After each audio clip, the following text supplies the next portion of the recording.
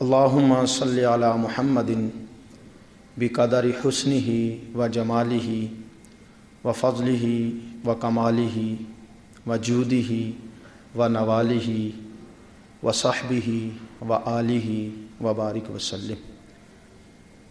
اللہ جل مجدہ الکریم کی حمد و ثنا کے بعد درود لامحدود نبی اکرم، شفیع مکرم، رسول محتشم، تاجدار عرب و عجم، شہنشاہ لامکاں، حضور سید الانس والجاں، تاجدار انبیاء، حبیب کبریاء، شب اسرا کے دولہا، مالک ہر دو سرا، شفیع روز جزا، صاحب صدر علم نشرح، جناب احمد مجتبی محمد مصطفیٰ صلی اللہ علیہ وسلم کی بارگاہ بے کس پناہ میں پیش کرنے کے بعد نہایت ہی واجب الاحترام سامعین ذی احتشام، آج کی گفتگو کا عنوان مضمون یہ ہے کہ توبہ کی قبولیت کا واحد رستہ حضور کی رضامندی ہے۔ بندے کی توبہ اسی کی قبول ہوتی ہے جس سے اللہ کا پیغمبر راضی ہوتا ہے۔ اس ضمن میں پہلے تو توبہ کے فضائل اور توبہ کی جو تمہیدی گفتگو ہے، یہ سمجھ لیں توبہ کہتے کسے ہیں، توبہ کا معنی، اس کا مطلب، اس کا مفہوم کیا ہے۔ وہ بڑا بے نیاز ہے، وہ بڑا خالق، مالک اور ہر قسم سے عیب سے مبرہ ذات ہے۔ اس نے اپنے محبوب علیہ الصلاۃ والسلام کے نوکروں کے لیے ایک خاص کرم کے بادل برسائے ہیں۔ جب سے ابن آدم کو اس نے پیدا کیا، جب سے شیطان بنا، جب سے رحمان اور شیطان کا آپس میں مقابلہ شروع ہوا، اس رب نے دو رستے ابن آدم کو دکھائے ہیں، ایک جنت کی طرف جاتا ہے، ایک جہنم کی طرف جاتا ہے۔ اللہ نے دو راہے پہ کھڑا کر کے کہا، اب تیری مرضی ہے، چاہے تو متقی پرہیزگار بن کر جنت کے رستے پہ چلتا چل، تو چاہے گناہ بھی تیرے سامنے ہیں تو کر سکتا ہے، کرے گا تو پھر جہنم کے رستے کا مسافر بنے گا۔ تو اس رستے کی منزل جہنم ہے، اس رستے کی منزل جنت ہے۔ اب کوئی بندہ عمل جہنمیوں جیسے کرے اور منزل جنت کی طلب رکھے، وہ سب سے بڑا بے وقوف اور نادان ہوگا۔ جس نے راولپنڈی جانا ہے، اس کا رخ لاہور کی طرف ہوگا تو کبھی نہیں پہنچ سکتا۔ تو دو راہے پہ کھڑا کر کے رب نے بتا دیا کہ یہ جنت کا راستہ ہے، یہ جہنم کا راستہ ہے، اپنی مرضی سے جدھر مرضی منہ موڑ لے۔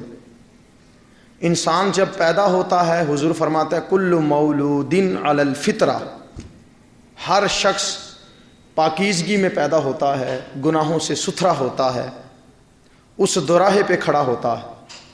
اب اس نے گندا ہونا ہے تو خود جہنم کی طرف چل کے گندا ہونا ہے، عیب اختیار کرنے ہیں۔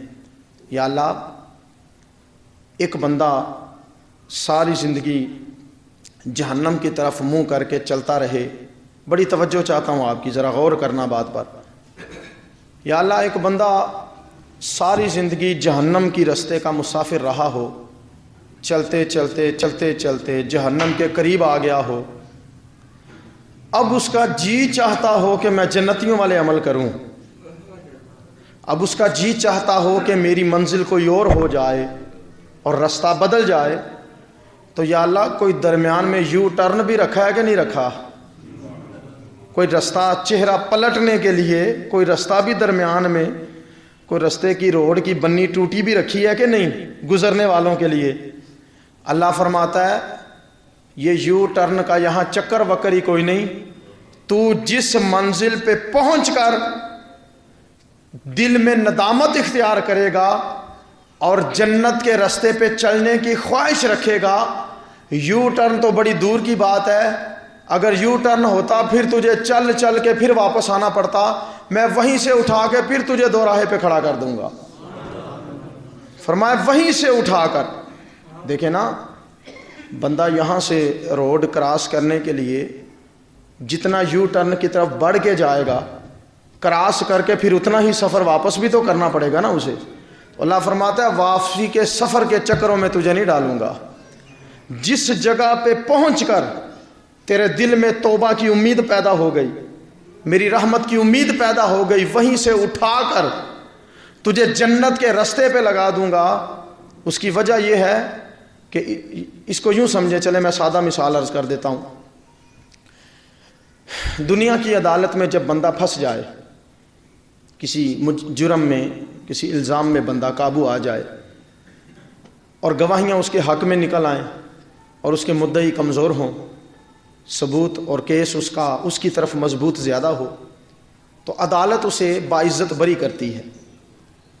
تو باعزت بری ہونا یہ بڑی عزت والی بات ہوتی ہے۔ قانون کے چنگل سے باعزت بری ہونے والا بڑا عزت دار ہوا کرتا۔ لیکن میرے بھائیوں، جو بندہ باعزت بری ہو بھی جائے پھر بھی عدالتی کاغذوں میں اس کا ریکارڈ موجود رہتا ہے۔ عدالت اپنے پاس ریکارڈ کے طور پر کاغذات اس کے سنبھال کے رکھتی ہے، اگرچہ وہ گناہ سے پاک ثابت ہو جائے، اگرچہ ثبوت سارے اس کے حق میں ہوں اور گواہیاں کمزور پڑ جائیں، وہ بندہ عدالت سے باعزت بری بھی ہو جائے پھر بھی گناہگاروں کی لسٹ میں اور کاغذی ریکارڈ میں اس کا نام موجود رہتا ہے۔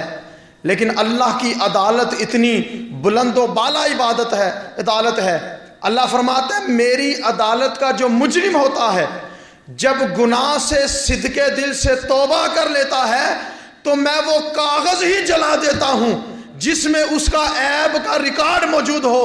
فرمایا اس کے سارے گناہوں کو میں رب نیکیوں میں تبدیل فرما دیا کرتا ہوں۔ سارے گناہ نیکیوں میں بدل گئے۔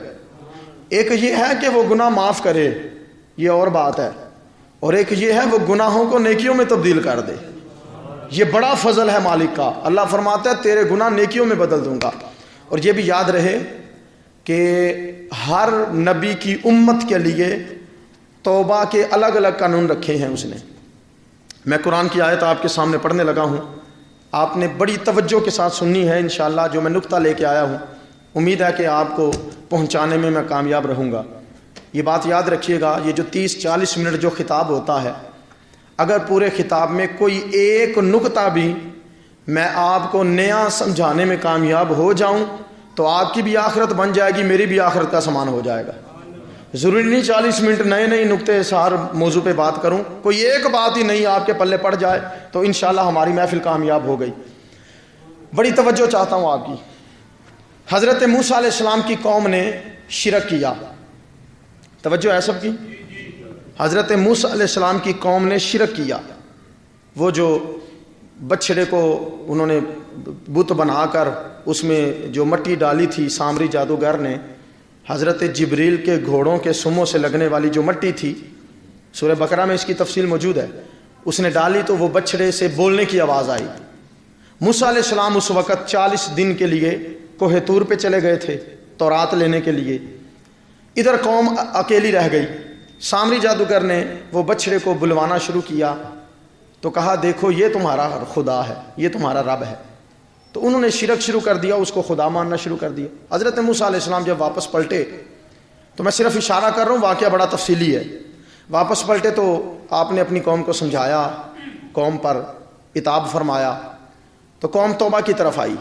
انہوں نے کہا ہمیں رب سے معافی لے دیں، ہم توبہ کرنے کو تیار ہیں، دوبارہ اللہ کی وحدانیت کا اقرار کرتے ہیں۔ تو اللہ نے ان کی توبہ کیسے قبول کی اس کا ذکر سورہ بقرہ آیت نمبر 54 میں پہلے پارے میں اللہ نے بیان فرمایا۔ اللہ فرماتا ہے وَإِذْ قَالَ مُوسَىٰ لِقَوْمِهِ، جب موسیٰ علیہ السلام نے اپنی قوم کو فرمایا، یا قومی، اے میری قوم، انکم ظلمتم انفسکم باتخاذکم العجل، تم نے بچڑے کو خدا بنا کر اپنی جانوں پہ ظلم کیا ہے، اپنی جانوں پہ ظلم کیا ہے۔ فتوبوا الی بارئکم، اللہ کی بارگاہ میں توبہ کرو، رجوع لاؤ۔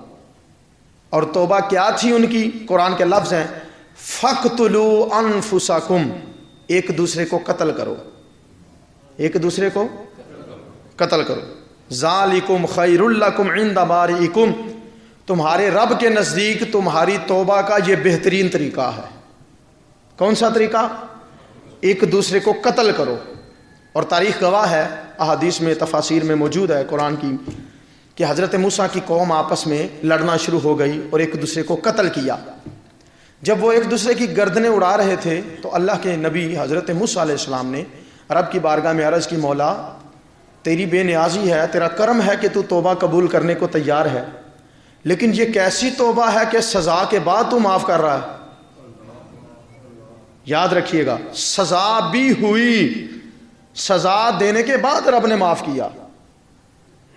ان کی توبہ یہ تھی سزا دے کر پھر اس نے معاف کیا۔ اچھا، اگر وہ کسی کو سزا دے کر بھی اتنا کہہ دے کہ میں نے تجھے معاف کیا، یہ بھی بڑے کمال کی بات ہے۔ آپ نے میرے جملے پہ غور نہیں فرمایا۔ اگر مالک کسی کو سزا دے کر بھی اتنا کہہ دے جا میں نے تجھے معاف کیا، تو یہ بھی اس کا فضل ہے، یہ بھی اس کا کرم ہے۔ تو حضرت موسیٰ کی قوم کے ساتھ اس نے یہی سلوک فرمایا، فرمایا ایک دوسرے کو قتل کرو۔ اللہ کے کلیم کہنے لگے، مولا میری قوم تو ختم ہو جائے گی، یہ تو ایک دوسرے کو مارنے پہ لگ گئے ہیں، تیرا آرڈر آ گیا ہے، تو میں پھر نبوت کی تبلیغ کسے سناؤں گا؟ یہ تو سارے فنا ہو جائیں گے، مولا کرم کر۔ اللہ رب العزت نے موسیٰ علیہ السلام کی سفارش پر ان کی توبہ بھی قبول کی، اور جو قتل ہو چکے تھے ان کو دوبارہ زندگی عطا فرما دی، دوبارہ زندہ کر دیا۔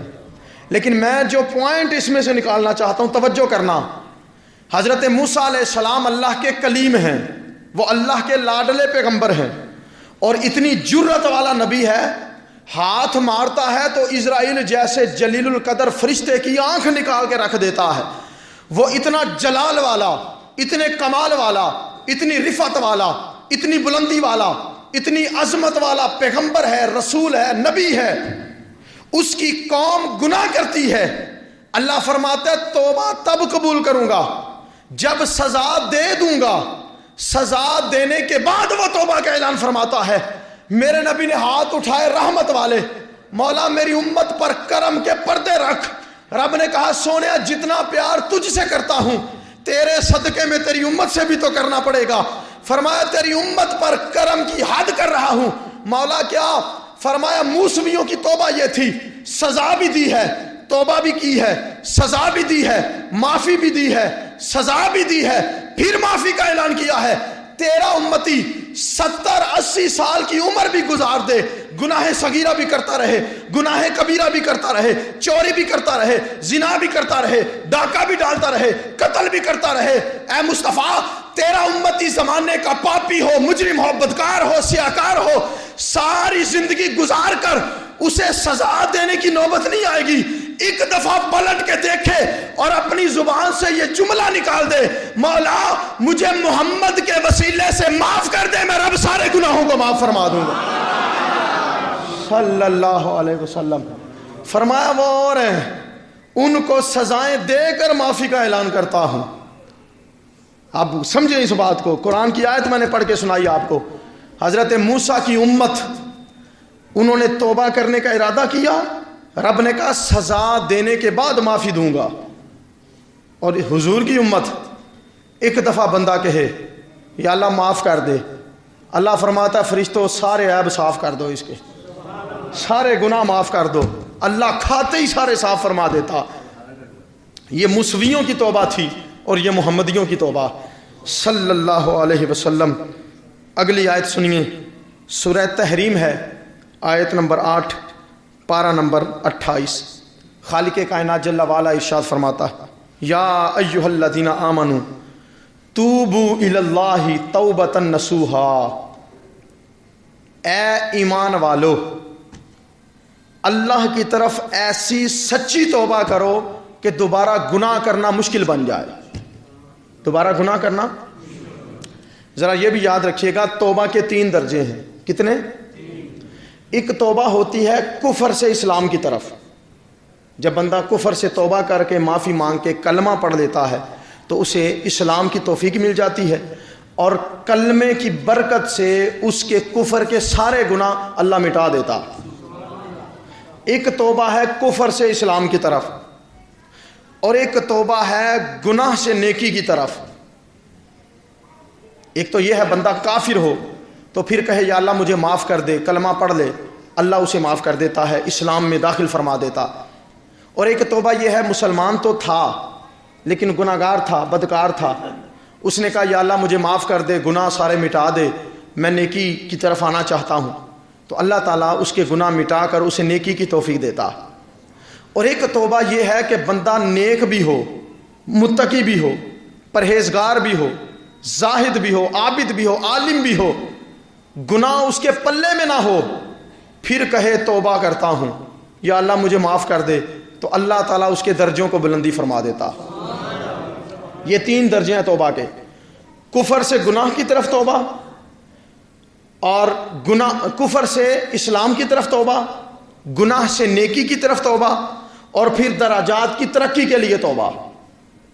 لیکن حضور بھی 70 مرتبہ استغفار کرتے تھے، حضور بھی 70 مرتبہ رب سے توبہ کرتے تھے۔ مجھے قسم ہے اس ذات کی جس کے قبضہ قدرت میں میری اور آپ کی جان ہے، حضور کی توبہ نہ کفر سے اسلام کی طرف تھی، حضور کی توبہ نہ گناہ سے نیکی کی طرف تھی، حضور کی توبہ نہ درجوں کی بلندی کے لیے تھی۔ وہ مصطفیٰ جسے رب پہلے آرڈر دے چکا ہے، وَرَفَعْنَا لَكَ ذِكْرَكَ، سونیا تیرے درجوں کو وہ بلندی عطا فرما دی ہے، اب تجھ سے اوپر صرف خدا رہتا ہے، تجھ سے نیچے کل کائنات ہے، تجھے بلندی بھی ہر درجہ کی عطا فرما دی، تجھے تقوی بھی ہر درجہ کا عطا فرما دیا، تجھے درجہ بھی ہر درجے کا عطا فرما دیا۔ سونیا اب تجھے توبہ کرنے کی ضرورت ہی نہیں ہے، تو سید المعصومین ہے۔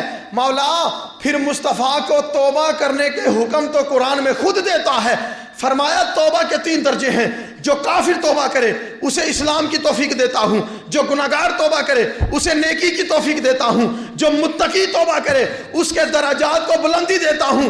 مولا مصطفیٰ توبہ کرے پھر کیا دیتا ہے؟ فرمایا اگر میرا محمد میری بارگاہ میں توبہ کرے، میں مصطفیٰ کے صدقے سے اس کی امت کے گناہگاروں کو جنت عطا فرما دیتا ہوں صلی اللہ علیہ وسلم۔ تو حضور کے وسیلے سے توبہ، حضور کے، اللہ نے فرمایا اے ابن آدم تو توبہ کر، لیکن توبہ ویسی کر جس طرح تیرے باپ آدم نے کی تھی، اگر ویسی توبہ کرے گا تو تیری توبہ قبول فرماؤں گا۔ کیا کہا تھا آدم علیہ السلام نے؟ یا اللہ تجھے اس نام کا واسطہ، یا اللہ تجھے، میں نے پہلے عرض کیا یہ 30-40 منٹ لگاتار اگرچہ آپ پرانی باتیں سنتے رہیں، نیا جملہ نہ بھی ہو، لیکن پورے 40 منٹ کے خطاب میں اگر ایک نقطہ بھی نیا میں سمجھانے میں کامیاب ہو گیا، آپ سمجھنے میں کامیاب ہو گئے، تو ہماری محفل اللہ انشاءاللہ قبول فرما لے گا۔ آپ نے توجہ رکھنی ہے میری گفتگو پر۔ فرمایا ویسی توبہ کر جیسی تیرے باپ نے کی تھی، اور جو لائق اولاد ہوتی ہے وہ باپ کے نقش قدم پر چلا کرتی ہے۔ کہا آدم نے کہا تھا مولا تجھے اس نام کا واسطہ جو نام تیرے نام کے ساتھ لکھا ہوا ہے، جو نام تیرے نام کے ساتھ لکھا ہوا ہے، میری توبہ کو قبول فرما۔ اللہ رب العزت نے توبہ قبول فرمائی۔ میرا ایک سوال ہے، وہ جس کا نام رب کے نام کے ساتھ لکھا تھا وہ کون ہے؟ اللہ کا نبی، اللہ کا محبوب، اللہ کا پیغمبر، اللہ کا رسول۔ جو مانگ رہا ہے یہ کون ہے؟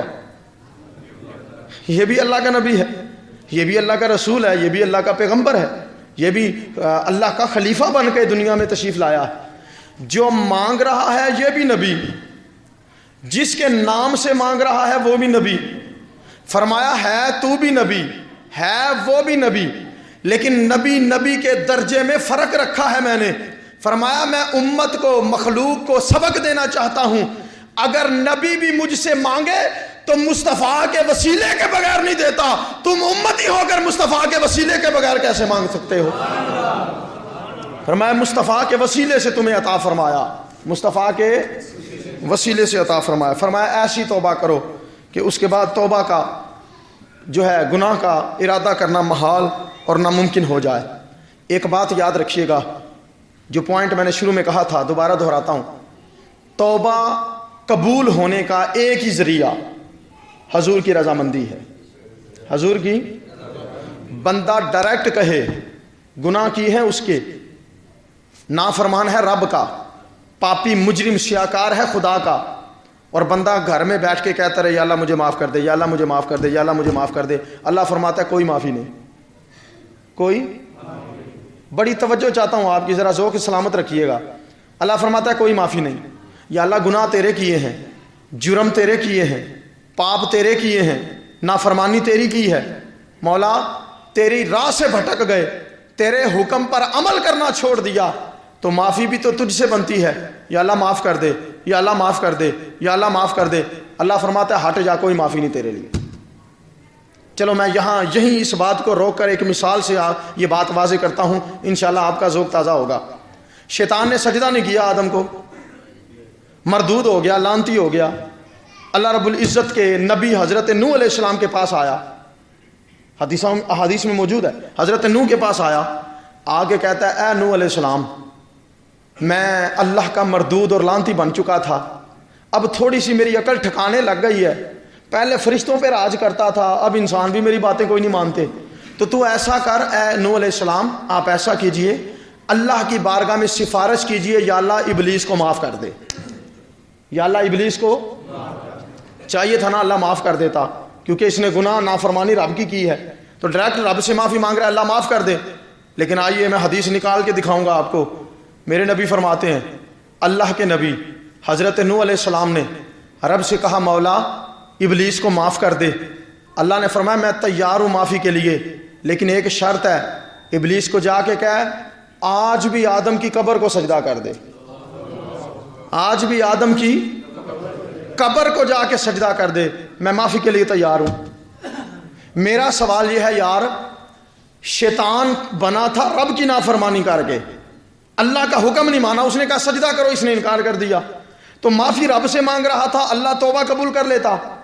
اللہ نے آدم کے مزار کی طرف منہ کروایا، فرمایا جا قبر کو سجدہ کر دے. ان امتوں میں تعظیم کے لیے سجدہ جائز ہوتا تھا، اس امت میں قبر کو بھی سجدہ جائز نہیں ہے، یاد رکھیں، اس امت کی بات کر رہا ہوں. فرمایا آج بھی قبر کو جا کے سجدہ کر دے، معاف کر دوں گا. شیطان کہنے لگا لو میں نے جیتے جی کو سجدہ کوئی نہیں کیا، اب قبر میں پڑے کو کیسے کروں. اللہ نے فرمایا تو قبر کو سجدہ نہیں کرے گا میں معاف بھی نہیں کروں گا. تو کیا معنی ہوا؟ معنی یہ ہے کہ نافرمانی تو رب کی ہے، لیکن اللہ فرماتا ہے میرے پیاروں سے نسبت کا رشتہ مضبوطی سے قائم کر لے، میں تیرے عملوں کو نہیں دیکھوں گا، اپنے پیاروں کی شکلوں کو دیکھوں گا، میں ان کے نورانی چہرے کے صدقے سے تیرے کالے کرتوتوں پہ پردے ڈال دوں گا. اچھا نہیں کیا اس نے سجدہ. حضور فرماتے ہیں حضرت موسیٰ کا زمانہ آ گیا، پھر آیا ایک دن، اے موسیٰ اللہ سے کہو کہ آدم کو میں نے سجدہ نہیں کیا تھا، اس نے لعنتی کر دیا، مجھے معاف کر دے. حضور فرماتے ہیں حضرت موسیٰ نے رب کی بارگاہ میں سفارش کی، اللہ نے یہی کہا اے موسیٰ ابلیس کو جا کے کہہ دے آج بھی آدم کی قبر پہ چلا جائے، اس کو قبر کو ہی سجدہ کر دے، میں معاف کر دوں گا. شیطان نے پھر انکار کر دیا. میرے نبی فرماتے ہیں شیطان اپنی اڑی کا اتنا پکا ہے کہ جب قیامت قائم ہو چکی ہوگی، اللہ جنت سے آدم کو نکالے گا، جہنم سے شیطان کو نکالے گا اور کہے گا اب بھی سجدہ کر دے تجھے معاف کر دوں گا.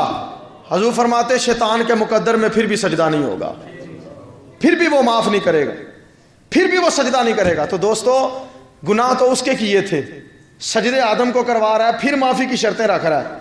اسی طریقے سے اب دوسرا جملہ سنو، یا اللہ ہم نے گناہ تیرے کیے، نافرمانی تیری کی، تیرے حکم کی نافرمانی کی، تیری اطاعت سے بھاگتے رہے، تیرے رستے سے بھٹکتے رہے، اب معافی مانگنا چاہتے ہیں، یا اللہ معاف کر دے، یا اللہ معاف کر دے، یا اللہ معاف کر دے، یا اللہ معاف کر دے. اللہ فرماتا ہے معافی نام کی ڈائریکٹ کوئی چیز بھی تمہارے لیے کوئی نہیں رکھی. مولا معافی مانگنا چاہتے ہیں، کوئی نسخہ ہی بتا دے کیسے تو معاف کرے گا. تو پڑھیے قرآن، رب کائنات فرماتا ہے وَلَوْ أَنَّهُمْ إِذْ ظَلَمُوا أَنفُسَهُمْ جَاءُوكَ فَاسْتَغْفَرُوا اللَّهَ وَاسْتَغْفَرَ لہم الرسول لوجد اللہ توابا رحیما. سونیات کائنات کو اعلان کر دے اگر اپنی جانوں پہ ظلم کر بیٹھے ہو مصطفیٰ کے مدینے پہ حاضری دو, مصطفیٰ کے روزے پہ حاضری دے کر حضور سے سفارش کرو, میرا نبی تمہارے لیے دعا کر دے, اللہ سارے گناہوں کو معاف فرما دے گا, اللہ سارے گناہوں کو معاف کر دے گا. اب ان دونوں آیتوں کو جوڑ کے سمجھو ذرا. موسیٰ علیہ السلام کی امت نے ظلم کیا, قرآن کی آیت ہے انکم ظلمتم انفسکم, تم نے اپنی جانوں پہ ظلم کیا, فتوبوا الی باریکم, توبہ کرو. مولا کیسے؟ فرمایا فقتلوا انفسکم, ایک دوسرے کو قتل کرو. ظلم کیا ہے, ایک دوسرے کو قتل کرو پھر معاف کروں گا.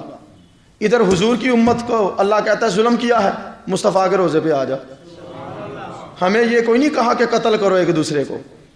ظلم انہوں نے بھی کیا, ظلم ہم نے بھی کیا, اپنی جانوں کو انہوں نے بھی برباد کیا, ہم نے بھی کیا. ان کے لیے قانون اور ہے, ہمارے لیے قانون اور ہے. فرمایا تم اپنی جانوں پہ ظلم کرو, مصطفیٰ کے روزے پہ آ جاؤ. شیخ عبدالحق موسی دل بھی فرماتے ہیں جاؤ کا مطلقاً معنی یہ ہے, اللہ فرماتا ہے محبوب جو آ سکتا ہے وہ آ جائے, جو آ نہیں سکتا وہ گھر بیٹھ کے مدینے کی طرف منہ ہی کر لے, مدینے کی طرف رخ ہی کر لے, میں اللہ پھر بھی سارے عیب معاف کر دوں گا. آئیے 5ویں آیت مبارکہ سنیے. رب کائنات ارشاد فرماتا میں نے توبہ کے 3 درجے آپ کے سامنے رکھے, کفر سے توبہ, گناہ سے توبہ, درجات کی بلندی کے لیے توبہ. اور یہ تینوں طریقوں سے جس نے بھی توبہ کی ہے اس نے حضور کے قدموں میں پہنچ کے کی ہے. دیکھیے حضرت ابو بکر صدیق سے لے کر حضرت ابو طفیل آخری صحابی تک 1.25 لاکھ صحابہ ہیں. ہر صحابی گناہ سے کفر سے توبہ کر کے اسلام کی طرف آیا. کس کے پاس آ کے آیا؟ کوئی ایسا صحابی آپ بتا سکتے ہیں جس نے گھر میں ہی بیٹھ کے کہا ہو یا اللہ تیرا رسول سچا ہے, میں مانتا ہوں, مجھے معاف کر دے, کفر سے توبہ کرتا ہوں, تو وہ صحابی بن گیا ہو؟ بولیے بھائی صحابی تو بنے ہی تب ہیں حضور کے قدموں پہ آ کے معافیاں مانگی ہیں, اور وہ معافیاں حضور سے مانگی ہیں. وہ معافیاں کس سے مانگی ہیں؟ آئیے میں قرآن سے ایک دلیل دیتا ہوں. حضرت وحشی حضور علیہ السلام کے سگے چچا سیدنا امیر حمزہ رضی اللہ تعالی عنہ, ان کا قاتل میدان احد میں حضرت ہندا جو ابو سفیان کی بیوی تھی, اور ابھی انہوں نے کلمہ نہیں پڑھا تھا, ابو سفیان نے بھی اور ہندا نے بھی, دونوں نے کلمہ نہیں پڑھا تھا, جنگ احد میں حضور کے مقابلے میں آئے تھے. ہندا کا جو باپ تھا یہ جنگ بدر میں قتل کر دیا گیا تھا, تو اس نے نا اسی انتقام کی آگ میں اپنے غلام وحشی کو تیار کیا اور کہا اگر تو محمد صلی اللہ علیہ وسلم کے چچا امیر حمزہ کو شہید کر دے تو میں بدلے میں تجھے آزاد کر دوں گی.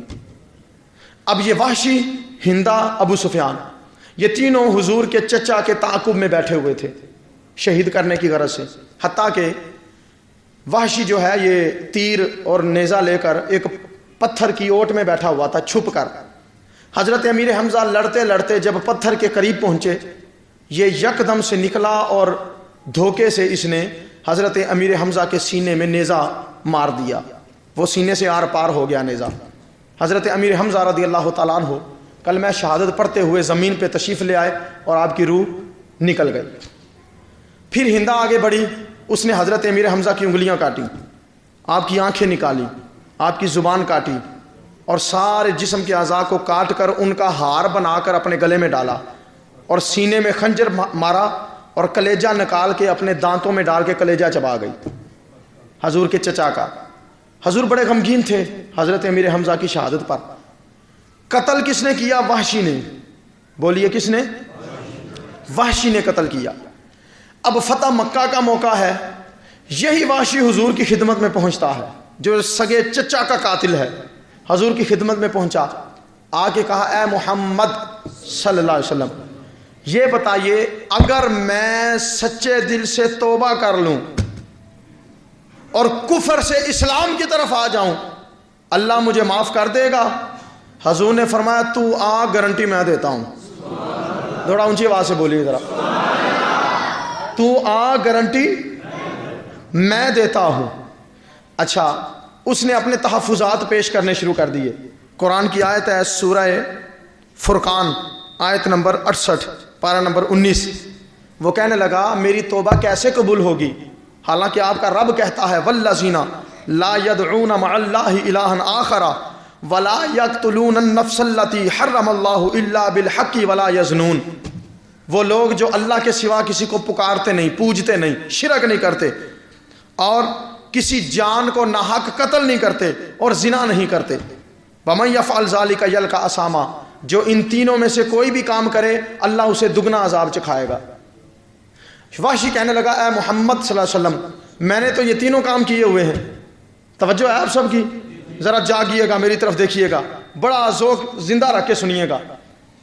وحشی کہنے لگا آپ کا قرآن کہتا ہے شرک کیا ہو، قتل کیا ہو، زنا کیا ہو تو اس کو دگنا عذاب دوں گا. میں نے تو تینوں کام کیے ہیں، قتل بھی مجھ سے ہوا ہے، زنا بھی مجھ سے ہوا ہے، شرک بھی مجھ سے ہوا ہے، میری معافی کیسے ہوگی؟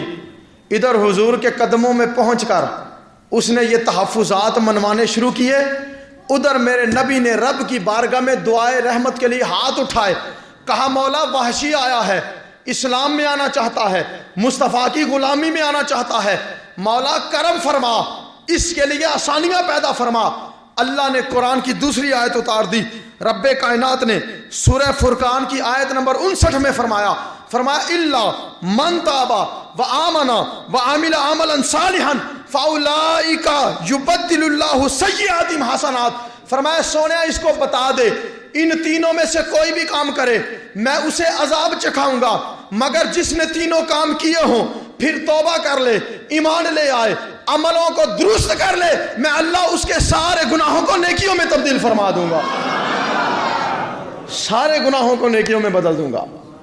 توبہ کر لے، ایمان لے آئے، عمل درست کر لے، میں سارے گناہ معاف کر دوں گا. اچھا پتہ ہے جب یہ آیت اتری نا، جب یہ آیت میں بتا رہا ہوں کہ توبہ کی قبولیت کا واحد ذریعہ حضور کی رضامندی ہے. جس سے حضور ہو گئے، دامن مصطفیٰ سے جو لپٹا یگانہ ہو گیا، جس کے حضور ہو گئے اس کا زمانہ ہو گیا. اللہ فرماتا ہے تمہیں خدا بھی ملتا ہے تو مصطفیٰ کے در سے ملتا ہے. تم نے گناہ رب کے کیے ہیں، توبہ رب سے چاہتے ہو، مصطفیٰ کے قدموں میں پہنچ جاؤ، مصطفیٰ کی بارگاہ میں آ جاؤ. آ گیا جب یہ آیت نازل ہوئی جو تو ایمان لے آئے، توبہ کر لے، میں اس کے عمل بدل دوں گا نیکیوں سے. اس نے پھر اپنا شرط ایک اور رکھ دی.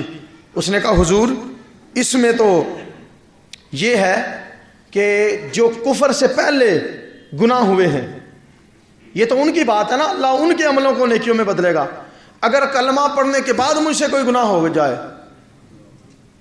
بھائی سمجھ رہے ہیں بات، یہ تو شرط ہے کہ جو توبہ کر لے، ایمان لے آئے تو پچھلے عملوں کو نیکیوں میں تبدیل کروں گا، ایمان سے پہلے کے عمل. کہا حضور اگر کلمہ پڑھنے کے بعد مجھ سے گناہ ہو جائیں پھر میرا کیا بنے گا؟ اگر پھر بھی عذاب ہی ملنا ہے تو پھر کلمہ پڑھنے کا کیا فائدہ ہوا؟ حضور پھر کیا ملے گا؟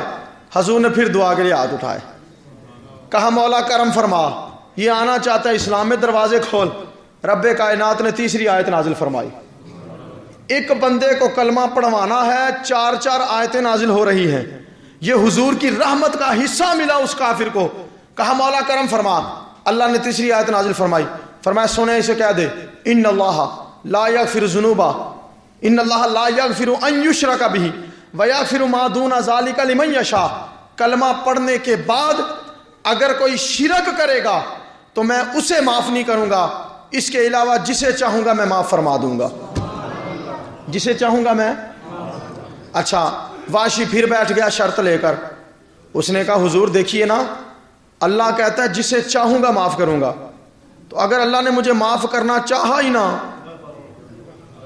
یہ تو یہ بات ہے نا، اللہ فرماتا ہے میں چاہوں گا تو معاف کروں گا.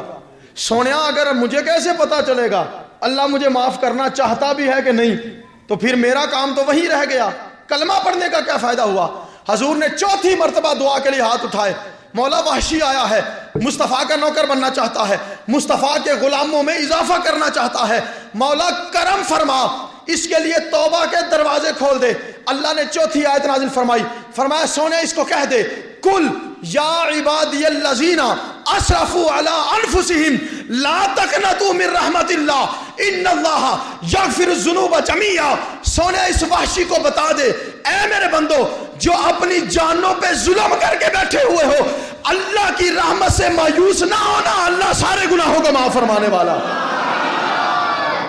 اللہ کی رحمت سے مایوس نہ ہونا، اللہ تمہارے سارے عملوں کو معاف کر دے گا، سارے گناہوں کو معاف کر دے گا۔ اچھا، یہاں رک کے اسی آیت کو آگے مزید چلاتے ہیں۔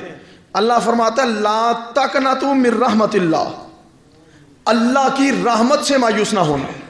یہ وہ نقطہ ہے جو میں آپ کو آج سنانا چاہتا ہوں، بڑی توجہ چاہتا ہوں آپ کی۔ اللہ فرماتا ہے لا تقنطوا من رحمت اللہ، اللہ کی رحمت سے مایوس نہ ہونا۔ دوبارہ سنیے، لا تقنطوا من رحمت اللہ، اللہ کی رحمت سے مایوس نہ ہونا۔ تو ساتھ چوپ رہنا تھا، میں اگلی گالی کوئی نہیں کرنی۔ لا تقنطوا من رحمت اللہ، اللہ کی رحمت سے مایوس نہ ہونا۔ لا تقنطوا من رحمت اللہ، اللہ کی رحمت سے مایوس نہ ہونا۔ لا تقنطوا من رحمت اللہ، اللہ کی رحمت سے مایوس نہ ہونا۔ مولا تیری رحمت کیا ہے؟ فرمایا وما ارسلناک الا رحمت للعالمین، میرا مصطفیٰ جہانوں کی رحمت بن کے آیا، مصطفیٰ سے مایوس نہ ہو جانا صلی اللہ علیہ وسلم۔ فرمایا اللہ کی رحمت سے مایوس نہ ہونا۔ مولا تیری رحمت کون ہے؟ تیری رحمت کیا ہے؟ تیری رحمت کہاں ہے؟ فرمایا میرا مصطفیٰ رحمت ہے، میرا کملی والا رحمت ہے، میرا محبوب رحمت ہے۔ میرے مصطفیٰ سے مایوس نہ ہونا، میرے مصطفیٰ سے مایوس نہ ہونا۔ تو آ گیا ہے نا۔ اب یہ دونوں آیتوں کو جوڑ کر اب میں ترجمہ کرتا ہوں۔ اللہ فرماتا ہے کل یا عبادی الذین اسرفوا علی انفسہم، اے میرے بندو جو اپنی جانوں پہ ظلم کر بیٹھے ہو، جو اپنی جانوں پہ، لا تقنطوا من رحمت اللہ، مصطفیٰ سے دور نہ ہو جانا، مصطفیٰ سے دور نہ رہنا، مصطفیٰ کے قریب آ جاؤ۔ اس لیے کہ مصطفیٰ کا دینا خدا کا دینا ہے، مصطفیٰ کا معاف کرنا خدا کا معاف کرنا ہے، مصطفیٰ کی رضامندی خدا کی رضامندی ہے۔ خدا کی قسم ممبر رسول پہ بیٹھا ہوں، قرآن کا نچوڑ آپ کے سامنے عرض کر رہا ہوں۔ خدا اور مصطفیٰ میں صرف ایک فرق ہے، خدا اور مصطفیٰ میں صرف ایک فرق ہے، وہ خالق ہے، یہ مخلوق ہے۔ خدا کی قسم اس کے علاوہ کوئی فرق نہیں ہے۔ دوبارہ سنیے جملہ، اللہ میں اور رسول میں ایک فرق ہے، وہ خالق ہے، یہ مخلوق ہے، وہ خدا ہے، یہ مصطفیٰ ہے۔ اس کے علاوہ قرآن اٹھا کے دیکھو، خدا کی رضا مصطفیٰ کی رضا میں ہے، مصطفیٰ کی ریاضت خدا کی ریاضت ہے، مصطفیٰ کا دربار خدا کا دربار ہے، مصطفیٰ کا خوش ہونا خدا کا خوش ہونا ہے، مصطفیٰ کا دینا خدا کا دینا ہے، مصطفیٰ کا لینا خدا کا لینا ہے، مصطفیٰ کی اطاعت خدا کی اطاعت ہے، مصطفیٰ کا ادب خدا کا ادب ہے، مصطفیٰ کو خوش کرنا خدا کو خوش کرنا ہے، مصطفیٰ کی فرما برداری خدا کی فرما برداری ہے، مصطفیٰ سے جنگ کرنا خدا سے جنگ کرنا ہے، مصطفیٰ سے لڑنا خدا سے لڑنا ہے، مصطفیٰ کی بیعت کرنا خدا کی بیعت کرنا ہے، مصطفیٰ کے ہاتھ خدا کے ہاتھ ہیں، مصطفیٰ کی زیارت خدا کی زیارت ہے، مصطفیٰ کا دروازہ خدا کا دروازہ ہے، مصطفیٰ کا دربار خدا کا دربار ہے، مصطفیٰ کا چلنا خدا کا چلنا ہے، مصطفیٰ کا اٹھنا خدا کا اٹھنا ہے، مصطفیٰ کا مسکرانا خدا کا مسکرانا ہے، مصطفیٰ کا بولنا خدا کا بولنا ہے۔ ارے مصطفیٰ کی توقیر کرنا خدا کی توقیر کرنا ہے، مصطفیٰ کی تعظیم کرنا خدا کی تعظیم کرنا ہے، مصطفیٰ سے معافی مانگنا خدا سے معافی مانگنا ہے، مصطفیٰ کی طرف رجوع کرنا خدا کی طرف رجوع کرنا ہے۔ خدا کی قسم ہم تو یہ مانتے ہیں محمد سر وحدت ہے، کوئی اس کی رمز کیا جانے، حقیقت میں تو بندہ ہے، شریعت میں تو بندہ ہے، حقیقت میں خدا جانے۔ مولا مصطفیٰ سے اتنا پیار ہے، فرمایا ہاں مصطفیٰ کا میرے ساتھ اتنا گہرا تعلق ہے، جس نے مصطفیٰ کو دیکھ لیا اس نے محمد کے خدا کو دیکھ لیا صلی اللہ علیہ وسلم۔ صرف ایک فرق ہے، صرف ایک فرق خدا اور بندہ ہونے کا، اس کے علاوہ کوئی فرق۔ فرمایا تم رب سے توبہ کرنا چاہتے ہو، آؤ مصطفیٰ سے معافی مانگ لو، مصطفیٰ سے محروم نہ ہو جانا، اللہ کی رحمت سے مایوس نہ ہو جانا، مصطفیٰ کے دربار سے دور نہ ہو جانا۔ ایک دوسری مثال میں اور قرآن کی آیت اسی روک کے آگے عرض کرتا ہوں. اللہ نے فرمایا اقیموا الصلاۃ، نماز قائم کرو. نماز میرا چیلنج ہے، کوئی ماں نے لال پیدا کیا میدان میں آ کے کھڑا ہو کے بتائے کہ اللہ نے نماز کا طریقہ بھی بتایا ہو. پورا قرآن اٹھا کے دیکھیے، نماز پڑھنے کا حکم اس نے 80 سے زائد مرتبہ بیان فرمایا، لیکن نماز پڑھنے کا طریقہ اس نے نہیں بتایا. یا اللہ تو نے نماز پڑھنے کا آرڈر دیا ہے، طریقہ بھی بتایا ہوتا. فرمایا طریقہ بھی اگر میں نے ہی بتا دیا تو تم سمجھو گے ہمیں مصطفیٰ کی ضرورت ہی کوئی نہیں. تم لوگ کوئی ایسے بھی عقل کے اندھے ہوں گے جو کہیں گے ہمیں مصطفیٰ کی ضرورت ہی نہیں رہی، مصطفیٰ کی حاجت ہی نہیں رہی، مصطفیٰ کی محتاجی نہیں رہی. فرمایا حکم میں دیتا ہوں، طریقہ مصطفیٰ سے سن لو، اس لیے کہ عبادت بھی خدا کی تب مکمل ہوگی جب مصطفیٰ کے نقش قدم پہ چل کے کی جائے. اور پھر حضور نے بتایا صحابہ کو اکٹھا کر کے. صحابہ نے کہا حضور نماز کیسے پڑھیں؟ فرمایا صلو کما رأیتمونی اصلی، نماز ایسے پڑھو جس طرح تم مجھے پڑھتا ہوا دیکھتے ہو. بعض مولویوں نے حدیثوں کا ترجمہ کیا ہے نماز ایسے پڑھو جیسے میں پڑھتا ہوں، نماز ایسے پڑھو جیسے میں پڑھتا ہوں. اگر یہ حکم ہوتا نا تو حضور کہتے صلو کما اصلی، نماز ویسے پڑھو جیسے میں پڑھتا ہوں.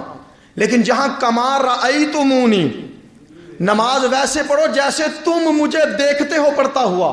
کیوں؟